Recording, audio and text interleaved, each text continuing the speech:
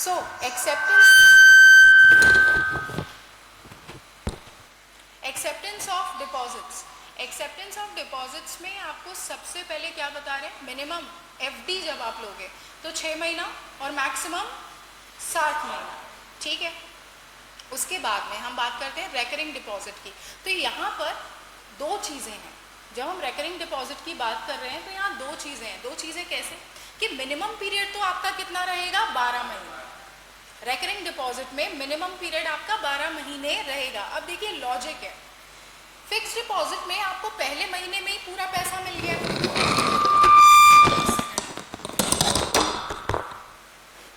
Fix deposit के case में आपको पहले महीने में ही पूरा का पूरा पैसा मिल जाता है, करेक्ट है, तो 6 महीना इज फाइन। लेकिन अगर हम रेकरिंग डिपॉजिट की बात करेंगे तो वो तो धीरे धीरे पैसा आ रहा है, हर महीने पैसा आ रहा है, तो वहां पर 6 महीना विल बी शॉर्ट, करेक्ट है। तो इसलिए ये जो मिनिमम ड्यूरेशन है उसे 6 महीने से बढ़ाकर कितना किया गया है, 12 महीने किया गया है।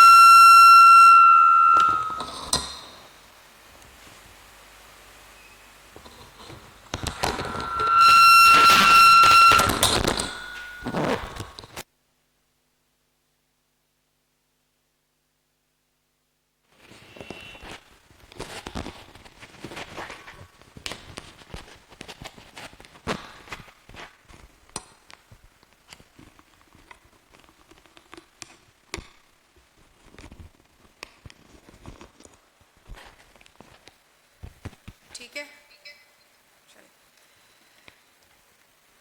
तो जब हम रेकरिंग डिपॉजिट की बात करेंगे तो रेकरिंग डिपॉजिट में जो मिनिमम पीरियड है वो कितना हो जाएगा, 6 महीने से 12 महीने हो जाएगा, ठीक है।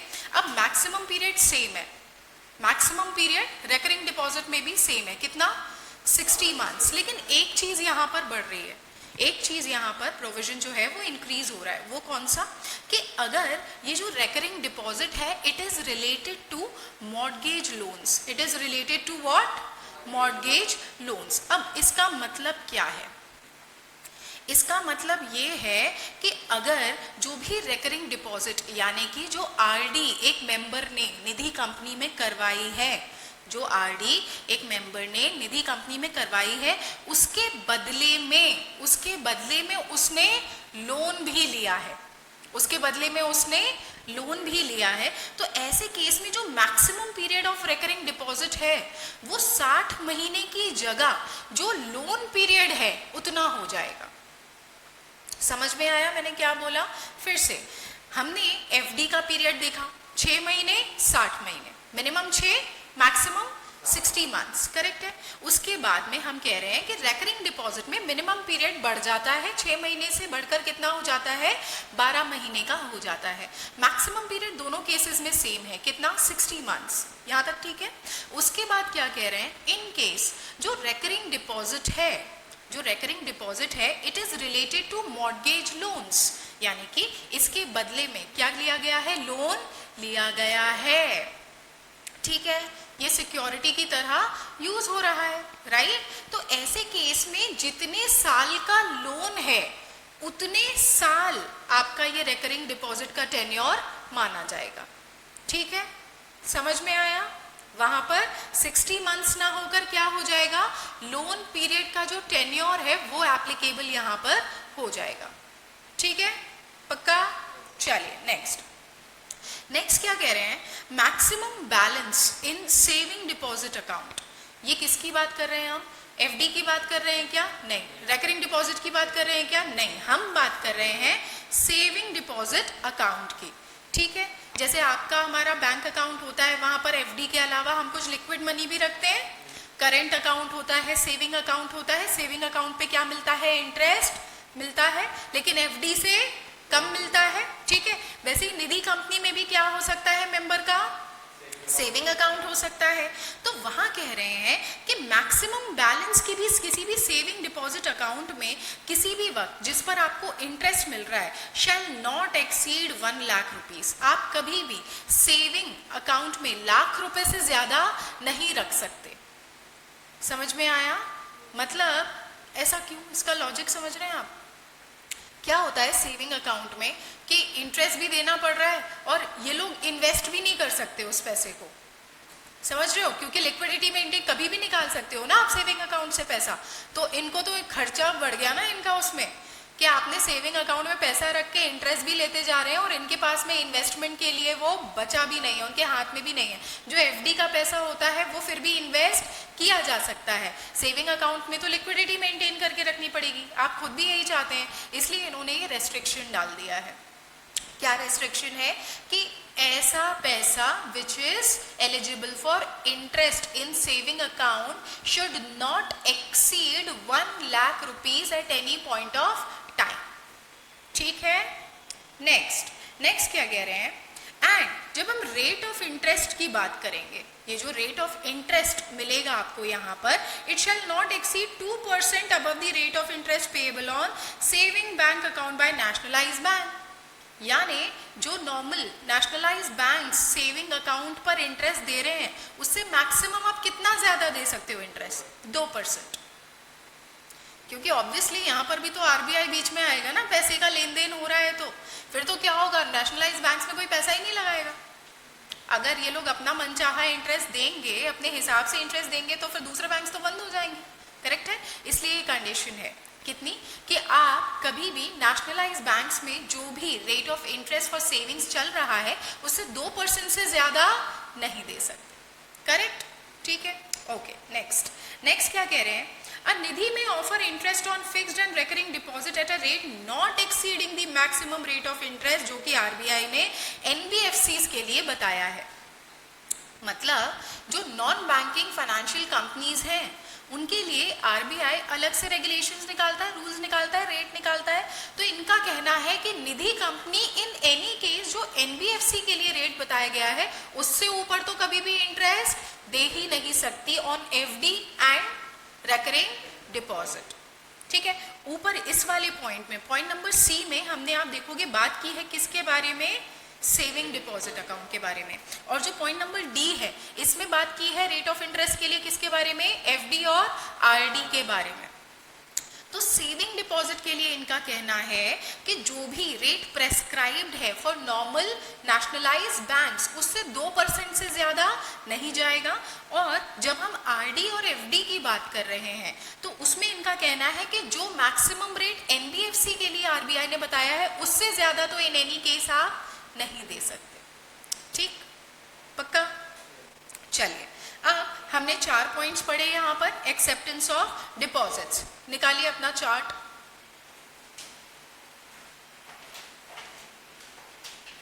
एक्सेप्ट हेडिंग डालिएगा, acceptance of deposits, acceptance of deposits. जो लोग आज ही आए हैं उन्हें बता दूं, हम हर एक टॉपिक कंप्लीट होने के बाद में क्या बनाते हैं, एक कॉपी में उसका चार्ट बनाते हैं, very short chart, sort of flow chart. ठीक है, जिसमें उस टॉपिक का जो भी क्रक्स है हम वो मेंशन कर देते हैं ताकि आपको बाद में पढ़ने में पूरा ना देखना पड़े, है ना। जैसे लिमिट्स हो गई, नंबर्स हो गए, एनीथिंग, है ना, फॉर्म नंबर वगैरह, ये हम यहाँ पे मेंशन करते हैं। और इसके लिए आपको एक सेपरेट रजिस्टर मेंटेन करना पड़ेगा। कल से आप अपनी कॉपी लेकर आइए। अभी तक मैंने कुछ क्वेश्चंस दिए हैं क्लास में इन लोगों को लिखने के लिए, वो क्वेश्चंस पूछ लीजिएगा, वो क्वेश्चंस लिख कर आइएगा फर्स्ट चैप्टर के। सेकंड चैप्टर हम स्टार्ट कर चुके हैं, सेकंड चैप्टर के क्वेश्चंस मैंने अभी तक नहीं दिए। फर्स्ट चैप्टर आप एक बार क्वेश्चंस कलेक्ट कर लीजिएगा, ठीक है, अपनी कॉपीज अप टू डेट कर लीजिए। ओके, तो यहाँ पर सबसे पहले एक्सेप्टेंस ऑफ डिपॉजिट्स में आपको सबसे पहले क्या बोला है कि भैया एफडी का पीरियड लिख लीजिए। FD is equal to 6 to 60 months. लिखिए, हेडिंग क्या डालेंगे, acceptance of deposits, acceptance of deposits. ठीक है, उसके बाद में सबसे पहला क्या लिखेंगे, FD, FD is equal to 6 to 60 months. RD is equal to 12 to 60 months।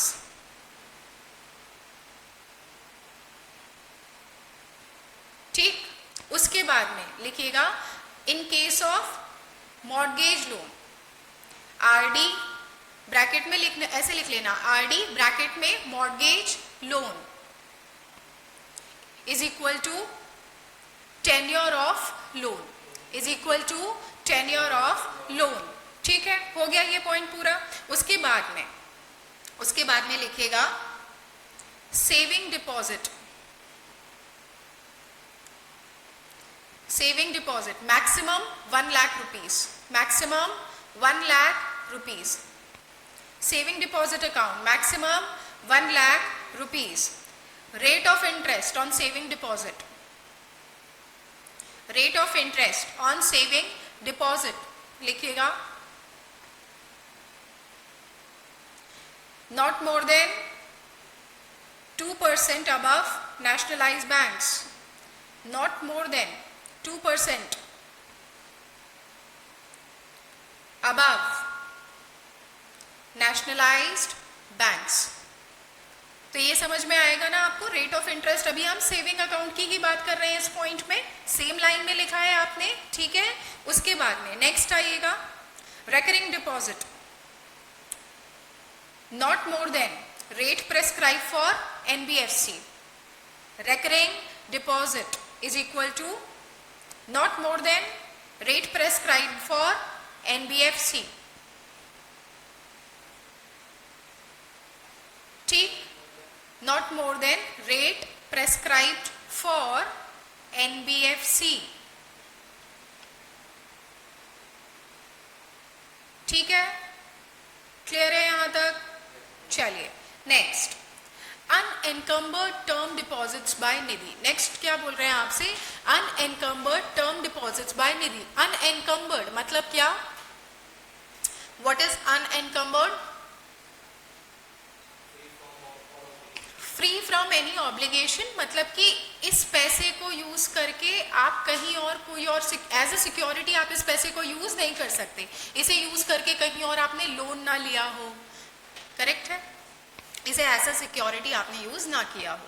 तो आपको याद होगा अपन ने पहले एक पॉइंट पढ़ा था कि एक निधि कंपनी को कितना आउटस्टैंडिंग डिपॉजिट से कम 10% क्या करना पड़ेगा, अनएनकम्बर्ड टर्म डिपॉजिट्स में इन्वेस्ट करना पड़ेगा, करेक्ट है। अब देखिए यहाँ आपको क्या बता रहे हैं कि एक निधि कंपनी एक्चुअली क्या कर रही है, लोन दे रही है और डिपॉजिट्स ले रही है, करेक्ट है।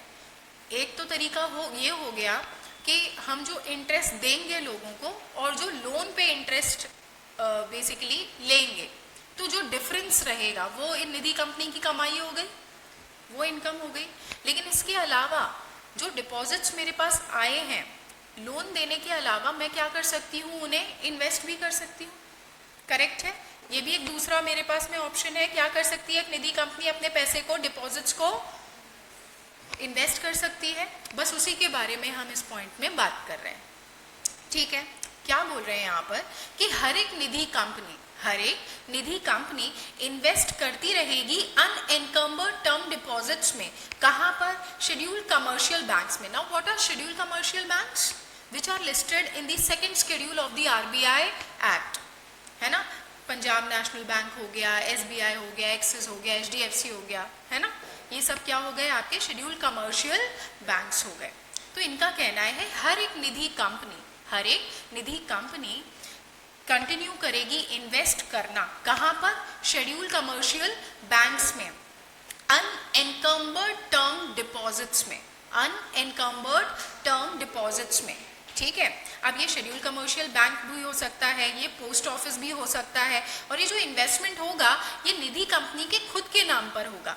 ये जो इन्वेस्टमेंट होगा ये निधि कंपनी कैसे करेगी, खुद के नाम पर करेगी। which shall not be less than 10% of the deposits outstanding at the close of the business on the last working of the second preceding month। अब एक चीज यहाँ पर नई आई है, आपने 10% तो पढ़ा था, ठीक है, आपने क्या पढ़ा था, कम से कम 10%, कम से कम 10% किसका, आउटस्टैंडिंग डिपॉजिट्स का। यानी कि अगर मेरे पास में 5 लाख के डिपॉजिट हैं आज, तो कम से कम कितना, 50,000 मुझे क्या करना पड़ेगा, इन्वेस्ट करना पड़ेगा। कहाँ इन्वेस्ट करना पड़ेगा, पोस्ट ऑफिस में या फिर शेड्यूल कमर्शियल बैंक में, करेक्ट है। किस चीज में, अनएनकम्बर्ड टर्म डिपॉजिट्स में इन्वेस्ट करना पड़ेगा, ठीक है। अब यहाँ पर आपने ये जो आउटस्टैंडिंग डिपॉजिट्स देखा ना, ये जो हमने 5 lakh for example figure set किया, तो ये 5 लाख आपको किस समय का चेक करना है। डिपॉजिट्स तो हर महीने बढ़ेंगे घटेंगे, करेक्ट है, तो ये आपको किस वक्त का चेक करना है, किस वक्त का चेक करना है? Last working day of the second preceding month. Second preceding month का मतलब क्या हुआ यहाँ पर? हाँ, पिछले महीने का आखिरी दिन, ठीक है। सेकेंड प्रीसीडिंग मंथ समझ गए? प्रीसीडिंग मंथ मतलब क्या हो गया? अभी मई चल रहा है, अप्रैल। सेकेंड प्रीसीडिंग मंथ कौन सा हो गया? मार्च, 31 मार्च। समझ में आया? ठीक है। तो हमको क्या चेक करना है यहाँ पर कि भैया 10% कम से कम इन्वेस्टमेंट करना है। 10% काय का करना है? आउटस्टैंडिंग डिपॉजिट्स का करना है। आउटस्टैंडिंग डिपॉजिट्स किस महीने के चेक करने हैं? सेकेंड प्रीसीडिंग मंथ, यानी कि पिछले वाले महीने का आखिरी दिन आपको कितना डिपॉजिट है निधि कंपनी के पास में, उसका 10% आपको क्या करना है? इन्वेस्ट करना है। ठीक है। कहाँ इन्वेस्ट करना है? अनइनकम्बर्ड टर्म डिपॉजिट, यानी कि ऐसे टर्म डिपॉजिट्स जिनके ऊपर कोई भी which are free from any kind of charge. ठीक है, free from any kind of obligation. ठीक है, क्लियर है? चलिए नेक्स्ट क्या कह रहे हैं। अब कभी ऐसा भी हो सकता है यार कि अचानक से पैसे कम पड़ जाए, अचानक से लोग पैसा निकालने के लिए आ जाए। एफडी भी तो तोड़ी ही जा सकती है ना। अपन लोग बैंक्स में कई बार इमरजेंसी होती है तो एफडी तोड़वा लेते हैं, करेक्ट है। तो ऐसे केस में अनफोर्सीन कमिटमेंट्स जब आते हैं निधि कंपनी के ऊपर, जैसे बैंक्स के लिए भी तो डिफिकल्ट हो जाता होगा जब अपन लोग अचानक से पैसे निकालने के लिए चले जाते हैं, एफडी तोड़वा लेते हैं, करेक्ट है। तो निधि कंपनी के केस में भी ऐसा होता होगा, राइट। उन्हें हम क्या कहेंगे कि भाई अनफोर्सीन कमिटमेंट है ये, हमें नहीं पता था कि कोई बंदा आरडी तुड़वा लेगा, एफडी तुड़वा लेगा, अचानक से अपना पैसा बाहर निकाल लेगा। ऐसे केस में temporary withdrawal may be permitted by a Nidhi company with the prior approval of regional director with the application in form number NDH-2। कौन सा फॉर्म? NDH-2 for the purpose of repayment to the depositors. ठीक है, क्या बोला है यहाँ पर?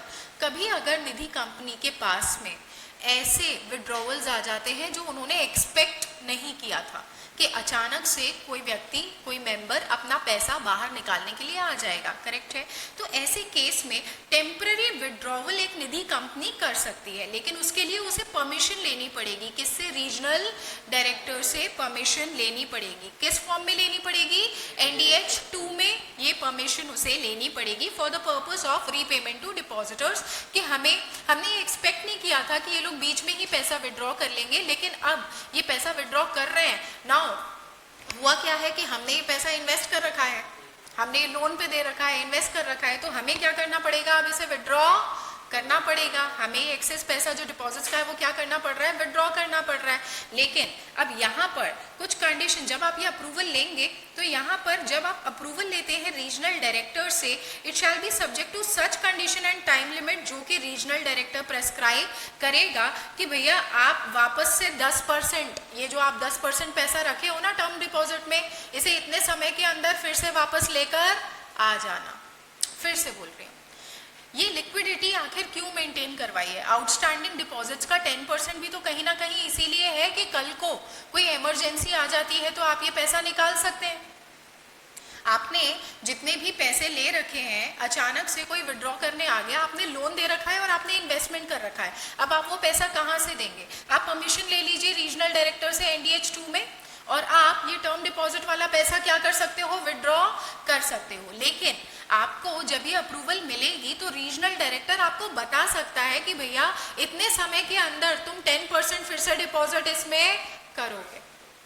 ठीक है, आपको वो पैसा मिल सकता है subject to certain conditions and timeline prescribe by the regional director, कि हम आपको अप्रूवल तो दे रहे हैं ये पैसा यूज करने के लिए, रीपेमेंट करने के लिए। अच्छा, ये अप्रूवल सिर्फ और सिर्फ किस लिए दिया जा रहा है? For the purpose of repayment to the depositor, जो आपने एक्सपेक्ट नहीं किया था।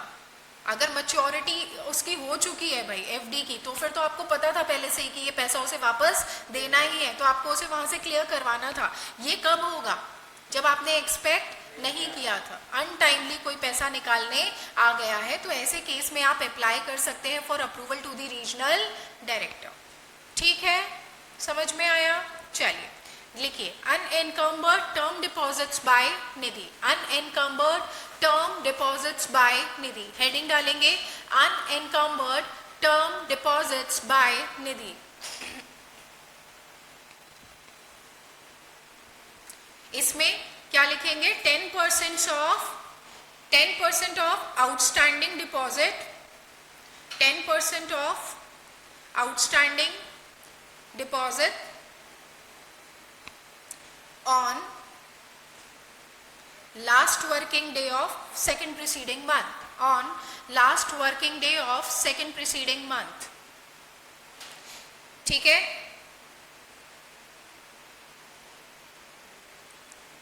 minimum 10% of outstanding deposits on the last working day of second preceding month। फिर नीचे डाउन एरो बना के लिखेंगे इन शेड्यूल कमर्शियल बैंक और post office, in schedule commercial bank और post office, in schedule commercial bank और post office. फिर एक और डाउन एरो बनाएंगे, unencumbered term deposits, unencumbered term deposits. ठीक है, फिर उसके बाद में एक स्टार मार्क करेंगे, एक स्टार।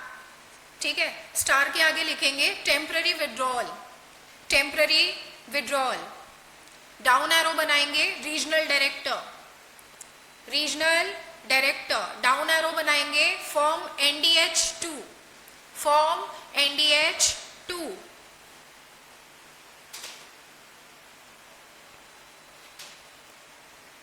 ठीक है, एक और डाउन एरो बनाएंगे subject to restoration of 10%, subject to restoration of 10%, subject to restoration of 10% prescribed limit। ठीक है, एक बार फटाफट से अपना चार्ट देखेंगे, एक बार फटाफट से ये पैराग्राफ पढ़ेंगे, कोई डाउट है तो पूछिए।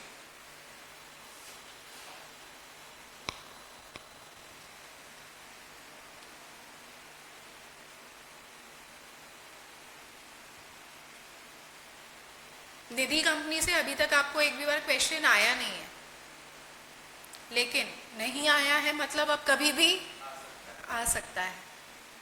ठीक है, small company, holding subsidiary company, इनके क्वेश्चंस इस चैप्टर से बार बार आए हैं, पर निधि कंपनी का अभी तक नहीं आया।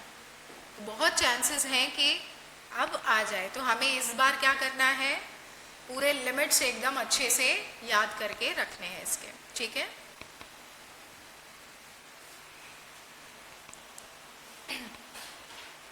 ठीक, बढ़े आगे। चलिए नेक्स्ट है लोन्स बाय निधि, लोन्स बाय निधि। लोन्स बाय निधि में आपको क्या बता रहे हैं, सबसे पहले कि एक निधि कंपनी सिर्फ और सिर्फ अपने मेंबर्स को ही लोन देगी, ये तो अपने को पता है, कोई नई बात है क्या? नहीं। डिपॉजिट्स किससे लेगी? अपने मेंबर्स से लेगी। लोन किसको देगी? अपने मेंबर्स को देगी, नथिंग न्यू। ओके, फिर क्या कह रहे हैं, अगर जॉइंट होल्डर्स हैं तो जिसका पहले नाम आता है, जैसा आपने बैंक्स में होता है, करेक्ट है, बैंक में भी ऐसे होता है, अपन नॉर्मल बैंक्स में भी यही करते हैं। जॉइंट होल्डर्स के केस में फर्स्ट राइट किसका होता है? जिसका फर्स्ट नेम होता है, करेक्ट है। चलिए, तो यहाँ भी वही बात कह रहे हैं कि अगर जॉइंट होल्डर्स हैं तो लोन दिया जाएगा टू द मेंबर जिसका रजिस्टर ऑफ मेंबर में पहला नाम आ रहा है। जॉइंट होल्डर्स के केस में जिसका नाम पहले लिखा हुआ है उसको ये लोन दिया जाएगा बाय द निधि कंपनी। यहाँ तक क्लियर है? ओके, नेक्स्ट क्या कह रहे हैं, अब एक मेंबर को निधि कंपनी कितना लोन दे सकती है मैक्सिमम? क्या बोल रहे हैं, the loans given by a Nidhi company to a member shall be subject to following limits, यानी कि एक मेंबर को इससे ज्यादा लोन आप नहीं दे सकते। ठीक है, अब क्राइटेरिया क्या है? क्राइटेरिया ये है कि निधि कंपनी के पास में टोटल डिपॉजिट्स कितने हैं उस पर डिपेंड करेगा कि वो एक मेंबर को कितना लोन दे सकती है। बेस क्या है डिसाइड करने का? बेस है total deposits with the Nidhi company. समझ में आया? ठीक है, चलिए तो सबसे पहले आपको यहाँ पर बता रहे हैं 2 लाख रुपए तक का एक मेंबर को लोन दिया जा सकता है अगर एक निधि कंपनी के पास में जो डिपॉजिट्स हैं अपने मेंबर्स द्वारा वो कितने 2 करोड़ से कम है। ठीक है, कितना 2 करोड़ से कम है। 2 करोड़ तक का डिपॉजिट जिस भी निधि कंपनी के पास में है तो वो कितना दे सकती है भाई लोन, 2 लाख। ऐसे करके चार्ट बनाओगे आप, देख रहे हो 2 लाख, ठीक है, 2 lakh is equal to up to 2 crore. ठीक है, नेक्स्ट क्या कह रहे हैं आप 7,50,000 यानी कि कितना 7,50,000 7.5 लाख तक का एक मेंबर को लोन दे सकते हैं अगर 2 करोड़ से ज्यादा डिपॉजिट है लेकिन 20 करोड़ से कम है। 2 करोड़ तक है तो कितना 2 लाख, 2 करोड़ से ज्यादा लेकिन 20 करोड़ से कम तो कितना 7.5 लाख रुपए। ठीक है, अब क्या नेक्स्ट आएगा क्या टोटल डिपॉजिट मतलब total deposit accepted by a Nidhi from all its members इतना है तो आप एक मेंबर को फिर आप मैक्सिमम इतना लोन दे सकते हो। ठीक है, समझ में आया। चलिए नेक्स्ट क्या कह रहे हैं भाई, नेक्स्ट कह रहे हैं कि अगर total deposits from the members is more than 20 crore but less than 50 crore तो आप 20 लाख तक का एक व्यक्ति को लोन, एक मेंबर को लोन दे सकते हैं। फिर उसके बाद नेक्स्ट क्या आएगा, अगर 50 करोड़ से ज्यादा है तो 15 लाख। चलिए अब अपन को क्या करना है, अब अपन को बस ये लिमिट याद रखनी है। सबसे पहले आपको लिमिट याद रखनी है कौन सी, डिपॉजिट्स की। ठीक है, डिपॉजिट की लिमिट क्या है, चार्ट बनाइए। डिपॉजिट की लिमिट क्या है, अप टू 2 करोड़, लेफ्ट में लिखिएगा अप टू 2 करोड़। ठीक है, अप टू 2 करोड़, उसके नीचे लिखिएगा 2 करोड़ से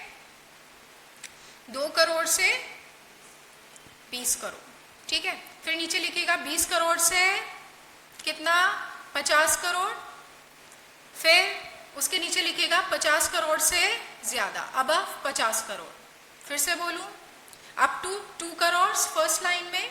ठीक है, फिर नीचे वाली लाइन में क्या लिखोगे, 2 करोड़ से 20 करोड़, 20 करोड़ से नीचे वाली में 50 crore and then above 50 crore. लिखा 2 करोड़, 2 करोड़ से 20 करोड़, 20 करोड़ से 50 करोड़, 50 करोड़ से ज्यादा अबव 50 करोड़ लिखा। अब इसके राइट में क्या लिख देंगे अपन, लिमिट्स लिख देंगे। ठीक है, अप टू 2 करोड़ में कितना दे सकते हो आप, 2 लाख तक का लोन दे सकते हो। ठीक है, नेक्स्ट क्या बोल रहे हैं, 2 करोड़ से 20 करोड़ में कितना दे सकते हो, 7.5 लाख तक का दे सकते हो। 20 करोड़ से 50 करोड़ तक में कितना दे सकते हो, 12 लाख रुपए तक का दे सकते हो। 50 करोड़ से ज्यादा तक में कितना दे सकते हो, 15 लाख रुपए। लिखा सबने, बनी टेबल सबकी।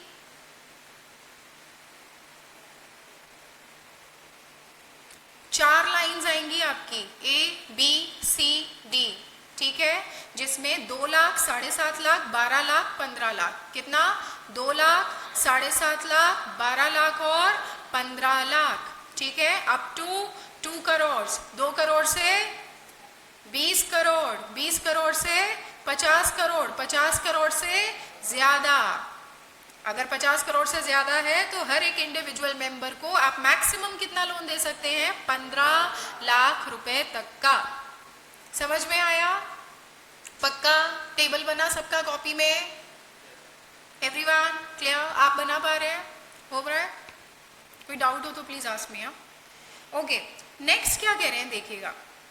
अब यहाँ पर एक छोटी सी कंडीशन है, कंडीशन ये है कि अगर कभी भी किसी निधि कंपनी ने पिछले 3 साल में लगातार प्रॉफिट अर्न नहीं किया है, अगर किसी निधि कंपनी ने, ये देखिएगा, अगर किसी निधि कंपनी ने has not made profit continuously, किसी एक आधा साल में हो गया, डिप आ गया तो कोई बात नहीं, कंटिन्यूअसली पिछले 3 सालों से कोई निधि कंपनी प्रॉफिट अर्न नहीं कर रही है। ठीक है, तो तो ऐसे केस में वो नया लोन जो है वो जब भी प्रोवाइड करेगी अपने मेंबर को, तो उस केस में जो लिमिट्स देखी है ना आपने, कौन सी वाली, 2 लाख की, 2 लाख की, ठीक है, 7.5 की, 12 लाख की, 15 लाख की, ये जस्ट हाफ हो जाएंगी। समझ में आया मैंने क्या बोला?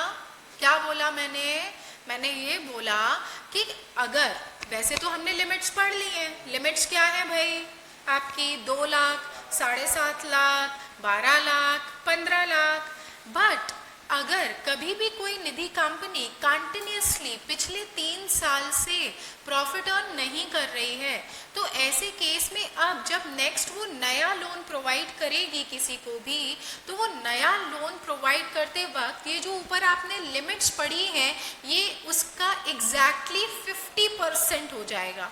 50% से ज़्यादा ये प्रोवाइड नहीं कर पाएगी, यानी कि 2 लाख का कितना हो जाएगा, 1 लाख हो जाएगा। 7.5 लाख का, ठीक है, 3,25,000, ठीक है। इसके बाद में इतना ही होगा ना, 375, सॉरी, ठीक है। इसके बाद में आपका 12 लाख और 15 लाख, 12 लाख का कितना हो जाएगा, 6 लाख हो जाएगा, और 15 लाख का कितना हो जाएगा, 7.5 लाख हो जाएगा। ठीक, समझ में आया? ये कब होगा, अगर कंटिन्यूसली पिछले 3 साल में निधि कंपनी ने प्रॉफिट अर्न नहीं किया है, तो जो अब वो नेक्स्ट फ्रेश लोन प्रोवाइड करेगी उसकी लिमिट जस्ट हाफ हो जाएगी। क्लियर? चलिए ये लिख लीजिए लास्ट वाला पॉइंट, स्टार मार्क करके लिखेंगे इसे, है ना। ये जो आपने टेबल बनाया ना, उस टेबल के नीचे एक स्टार मार्क करेंगे, वो स्टार मार्क करके आप लिखेंगे no profit in continuous preceding 3 financial years. No profit in preceding no profit in continuous 3 preceding financial years.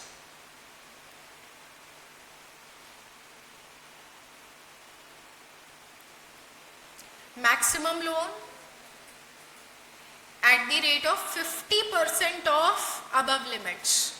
Maximum loan at the rate of 50% of the above prescribed limits.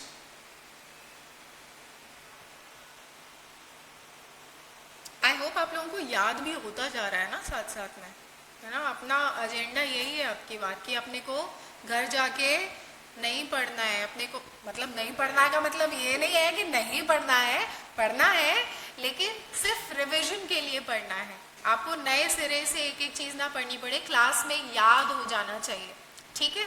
चलिए next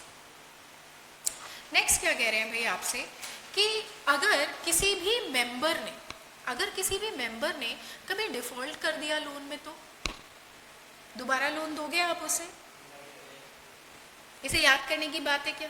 नहीं, defaulter को नया loan नहीं मिलेगा, बस बात खत्म, ठीक है। चलिए नेक्स्ट क्या कह रहे हैं, rate of interest on any loan given by Nidhi, ठीक है। Rate of interest on any loan given by Nidhi, यानी कि कोई भी, अभी ऊपर आपने जो इंटरेस्ट रेट्स पढ़े थे वो किसके पढ़े थे, डिपॉजिट्स के पढ़े थे, अब अपन किसके पढ़ रहे हैं, लोन के, ठीक है। यानी कि कोई भी निधि कंपनी कितना इंटरेस्ट ले सकती है मैक्सिमम, अब अपन क्या पढ़ रहे हैं, लोन देने के टाइम पर हर एक निधि कंपनी कितना इंटरेस्ट ले सकती है, ये अपन यहाँ पर देख रहे हैं, ठीक है। देखिए यहाँ आपको बता रहे हैं कि कोई भी निधि कंपनी जो इंटरेस्ट चार्ज करेगी, it shall not exceed 7.5% above the highest rate of interest offered on deposit by Nidhi and shall be calculated on reducing balance method. अब बात समझिएगा, अगर कोई भी Nidhi company for example deposits पर, कोई भी निधि कंपनी डिपॉजिट्स पर मान लेते हैं कि 7% का इंटरेस्ट देती है, कोई भी निधि कंपनी डिपॉजिट पर जो इंटरेस्ट देती है वो कितना देती है अभी, 7%, तो वो लोन पर कितना इंटरेस्ट ले सकती है, मैक्सिमम 7.5%, यानी कि टोटल 14.5% से ज़्यादा नहीं ले सकती, इससे कम ले सकती है, इससे ज़्यादा नहीं ले सकती। जो भी डिपॉजिट का इंटरेस्ट है ना निधि कंपनी का, जो भी इस निधि कंपनी का डिपॉजिट का इंटरेस्ट है प्लस 7.5%, इससे ज्यादा इंटरेस्ट वो लोन पर नहीं ले सकते। ठीक, अब ये जो लोन कैलकुलेट किया जाएगा ये रिड्यूसिंग बैलेंस मेथड के बेसिस पर कैलकुलेट किया जाएगा। What does this mean? हाँ ठीक है, जो भी अमाउंट का आप जो रिड्यूसिंग बैलेंस मेथड आपको डेप्रिसिएशन में हम यूज करते थे, है ना, कि जो बैलेंस बचा है सिर्फ उसी के ऊपर अब क्या लगेगा, डेप्रिसिएशन लगेगा। यहाँ पर भी वही बोल रहे हैं कि जितना पेमेंट होता जा रहा है वो रिड्यूस होता जाएगा और जो बैलेंस बचा है उसके ऊपर ही अब क्या लगेगा, आपका इंटरेस्ट लगेगा। ठीक, चलिए, Nidhi company shall charge the same rate of interest एक जैसे क्लास ऑफ लोन्स के लिए। ऐसा नहीं है कि एक व्यक्ति मेंबर के लिए रेट अलग है और दूसरे के लिए रेट अलग है। अगर same, for example home loan same rate, personal loan same rate, समझ में आया, education loan same rate, for every class of loan the rate of interest must be same, right. ठीक है, नेक्स्ट क्या कह रहे हैं, और आपका जो रेट ऑफ इंटरेस्ट चल रहा है ना, अभी आप जो रेट ऑफ इंटरेस्ट अभी चला रहे हैं लोन पर, that shall be displayed, prominently displayed on the notice board of the registered office. आपकी जितनी भी ब्रांचेस है ना, हर ब्रांच पे प्लस आपके रजिस्टर्ड ऑफिस पे, उसके नोटिस बोर्ड पे आपके यहाँ लोन पर जो इंटरेस्ट चल रहा है उसको डिस्प्ले करके बताइए लोगों को कि हमारे यहाँ अभी ये रेट चल रहे हैं। ठीक, समझ में आया, पक्का। चलिए चार्ट पर आ जाते हैं। Rate of interest on any loan given by Nidhi, rate of interest on any loan given by निधि।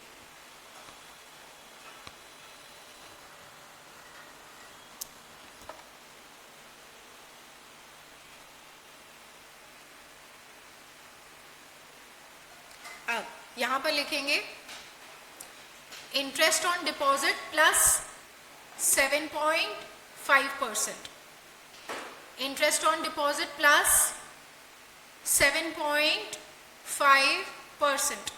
इससे समझ में आ गया ना आपको मैं क्या बताने की कोशिश कर रही हूँ, कि जो भी डिपॉजिट का रेट चल रहा है प्लस 7.5%, इससे ज्यादा नहीं ले सकते आप लोन पर। आपको समझ में आ रहा है ना इससे? Okay.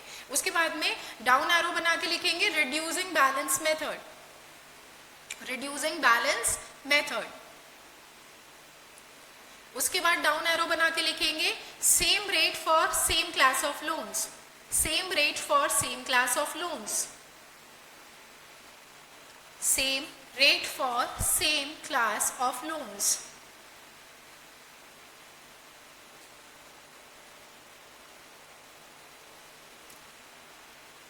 Rate of loan, down arrow बना के, rate of loan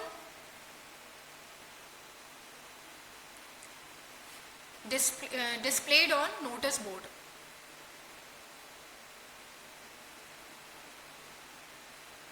rate of loan displayed on notice board।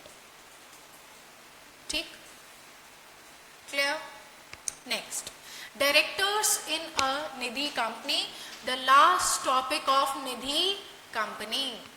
ठीक है, अब यहां पर आपको क्या बता रहे हैं, directors in a Nidhi company में कि director shall be a member of Nidhi. सबसे पहले तो जो भी कंपनी का, निधि कंपनी का डायरेक्टर बनेगा वो क्या होना चाहिए, साथ में मेंबर होना चाहिए, यानी उसके पास में इक्विटी शेयर होना चाहिए सबसे पहले।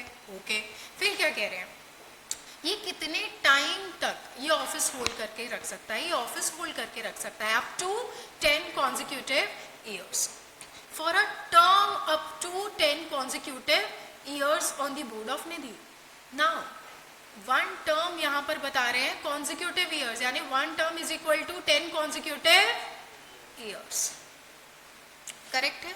जैसे आपने ऑडिटर्स में, डायरेक्टर्स में भी देखेंगे वहाँ टर्म होते हैं ना, कि आप बीच में भी छोड़ देते हैं तो एक टर्म तो आपका खत्म हो जाता है, वैसे यहाँ पर one term is equal to 10 consecutive years, यानी लगातार 10 साल तक आप यहाँ पर रह सकते हैं on the board as a director of the company. आपका एक टर्म कंप्लीट होगा जब आपके 10 consecutive years यहाँ पर कंप्लीट होंगे। ठीक है, अब अगर आप फिर से यहाँ पर अपॉइंट होना चाहते हैं तो आपको बीच में 2 साल का गैप लेना पड़ेगा। आपका एक टर्म कंप्लीट हो गया क्या? हो गया, ठीक है। अब एक टर्म कंप्लीट होने का मतलब बेटा ये भी है कि 10 साल से पहले ही अगर आपने छोड़ दिया तो भी आपका एक टर्म कंप्लीट हो गया। टर्म का मतलब ही ये है, समझ में आया? 1 term is equal to 10 consecutive years, ठीक है। तो या तो 10 साल पूरे हो गए या आपने बीच में 10 साल पूरे होने के पहले ही अगर आपने छोड़ दिया है, ठीक है, फॉर एनी रीजन, है ना, तो आपको बीच में कूलिंग पीरियड कहते हैं इसे, freezing period, cooling period, gap आपको लेना पड़ेगा। कितना? 2 साल का। उसके बाद you are eligible for reappointment, correct है। लेकिन अगर सेंट्रल गवर्नमेंट ने ऑलरेडी आपको पहले एक्सटेंशन दे रखा था, सेंट्रल गवर्नमेंट ने आपको पहले ही आपका ड्यूरेशन एक्सटेंड कर रखा था, तो ऐसे केस में अब आपको नया टर्म नहीं मिलेगा। ऐसे केस में अब आपको नया टर्म जो है वो नहीं मिलेगा। एंड ऑफ कोर्स आप डायरेक्टर बन रहे हैं तो डिन तो लेना पड़ेगा, डायरेक्टर बन रहे हैं तो डिन लेना पड़ेगा, और फिट एंड प्रॉपर पर्सन का क्राइटेरिया जो है वो पूरा करना पड़ेगा, ठीक है। क्या क्या देखा हमने यहाँ पर? एक, निधि कंपनी का जो डायरेक्टर है वो सबसे पहले तो क्या होना चाहिए? मेंबर होना चाहिए। उसका जो टेन्योर है वो मैक्सिमम एक टर्म 10 कॉन्जिक्यूटिव ईयर्स का रहेगा। अगर वो फिर से अपॉइंट होना चाहता है तो कूलिंग पीरियड, गैप जो है वो कितना रहेगा? 2 साल का रहेगा, और उसके बाद वो रीअपॉइंट हो सकता है, ठीक है। लेकिन अगर सेंट्रल गवर्नमेंट के द्वारा उसका पीरियड पहले ही एक्सटेंडेड था तो अब उसे नया एक्सटेंशन नहीं मिलेगा, यानी कि वो फिर से रीअपॉइंट नहीं हो पाएगा, ठीक है। फिर क्या कह रहे हैं? डिन लेना पड़ेगा, डिन कंपलसरी। ऑब्वियसली डायरेक्टर कैसे बनोगे? बिना डिन के तो डायरेक्टर बन ही नहीं सकते, ठीक है। फिट एंड प्रॉपर पर्सन का क्राइटेरिया आपको फुलफिल करना पड़ेगा। एंड फाइनली डिविडेंड की जब हम बात कर रहे हैं तो निधि कंपनी कभी भी डिविडेंड डिक्लेयर नहीं कर सकती exceeding 25% in a financial year, यानी किसी भी साल में, किसी भी फाइनेंशियल ईयर में 25% से ज्यादा का डिविडेंड डिक्लेयर नहीं किया जा सकता by a Nidhi company. This is a restriction which is not there in the case of any other company, ठीक। चलिए अब चार्ट वेरी सिंपल यहाँ पर, ठीक है। आपको यहाँ शायद ये साइड में दिख ही रहा है, बस ऐसे के ऐसा लिख लीजिए ये चार्ट।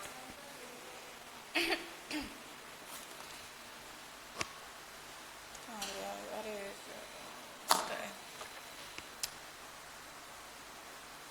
ठीक है, दिख रहा है?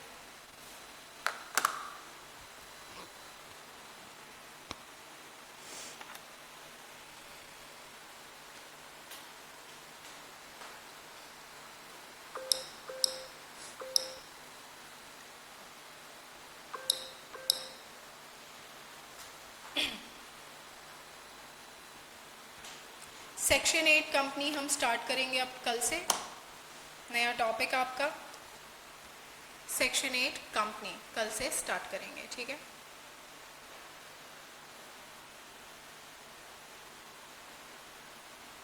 अब मुझे ना एक आपसे होमवर्क चाहिए जो कि मैं कल चेक नहीं करूँगी। लाइक पहले हम वेडनेसडे रखते थे, अभी भी हम वेडनेसडे ही कंटिन्यू करेंगे। वीक में एक दिन आपकी कॉपीज़ चेक होंगी, क्योंकि रोज़ करते हैं तो टाइम ज़्यादा वेस्ट होता है आपका। ऑलरेडी वी हैव 1 ही घंटा, ठीक है। तो आपको कल एक क्वेश्चन लिखना है जिसमें I am a client of yours and मैं आपसे निधि कंपनी के बारे में जानना चाहती हूँ कि please guide me on the provisions applicable for a Nidhi company, and मुझे क्या क्या करना पड़ेगा अगर मुझे एक निधि कंपनी इनकॉर्पोरेट करनी है तो। मैं एक क्लाइंट हूँ, आप सीएस हैं, मैं आपके पास में गाइडेंस के लिए आई हूँ, एडवाइस के लिए आई हूँ। मैं आपसे पूछ रही हूँ कि निधि कंपनी इनकॉर्पोरेट करने के लिए क्या क्या ज़रूरत होती है, क्या क्या रिक्वायरमेंट्स होती हैं, आपको ये मुझे बताना है, ठीक है। आप मुझे एक नोट बना के देंगे किस चीज़ का, निधि कंपनी के इनकॉर्पोरेशन रिक्वायरमेंट्स से रिलेटेड, ठीक। चलिए, थैंक यू।